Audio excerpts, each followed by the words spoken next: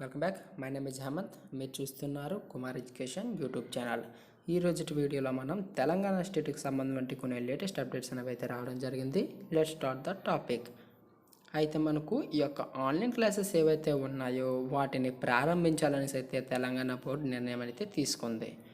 ఇక ప్రభుత్వ పాఠశాలలో చదివే విద్యార్థులు 3వ తరగతి నుంచి 10వ తరగతి విద్యార్థులు ఎవరైతే ఉన్నారో వారందరికీ కూడా సెప్టెంబర్ 1 నుంచి అయితే టీవీల ద్వారా అయితే ప్రసారం చేస్తామనేసి పాఠాలను తెలుగులోనే ఉంటాయనేసి అయితే మనకి చెప్పడం జరిగింది. ఈ యొక్క ఆన్లైన్ క్లాసెస్ అనేది మనకి టీవీలోన దూరదర్శన్, యాదగిరి, టీశాట్ ఇటువంటి ఛానల్స్ ఏవైతే ఉంటాయో అందులోనైతే మనకి ఈ యొక్క ఆన్లైన్ క్లాసెస్ అనేవి అయితే రావడం అయితే జరుగుతుందనేసి ఈ యొక్క ఏ రోజున ఏ తరగతికి ఏ పాఠాలు ప్రసారం అవుతాయి అనేది కూడా షెడ్యూల్ను అయితే సెప్టెంబర్ 14వ తేదీ వరకు అయితే విద్యాశాఖ విడుదల చేయడం జరిగింది. దాని ప్రకారం మీరు అక్కడ ఆన్లైన్ క్లాసెస్ అనేది మనం టీవీలో కూడా వీక్షించవచ్చు అనేసి అయితే మనకి తెలంగాణ బోర్డు అనేది చెప్పడం జరిగింది.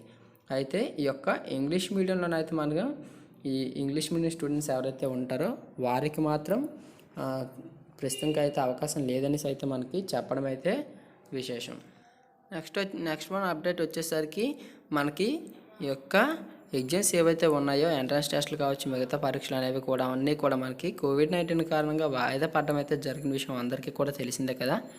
అయితే ఈ రోజు నుంచి అయితే మనకి ఈ యొక్క ఈసెట్తో పాటుగా ఎంట్రన్స్ టెస్టులు ఏవైతే ఉన్నాయో అవన్నీ కూడా ప్రారంభించాలనేసి అయితే మనకి గవర్నమెంట్ నిర్ణయించింది.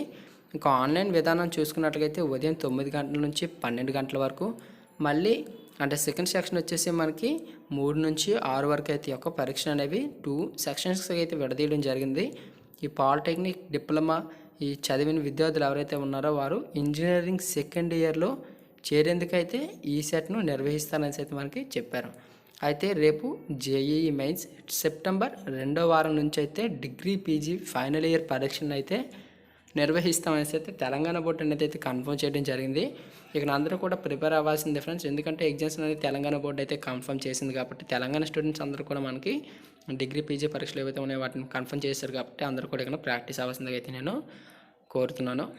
నెక్స్ట్ అప్డేట్ చూసేసరికి జేఈఈ, నీట్ ఈ పరీక్షలు ఏవైతే ఉన్నాయో వాటికి ఎలా వెళ్ళాలనేసి అయితే విద్యార్థులు భయపడుతున్నారు. ఎందుకంటే ఈ యొక్క మధ్యప్రదేశ్, ఛత్తీస్గఢ్ ముఖ్యమంత్రులు కూడా మనకి విద్యార్థులకి అనేది గుడ్ న్యూస్ అయితే చెప్పడం జరిగింది.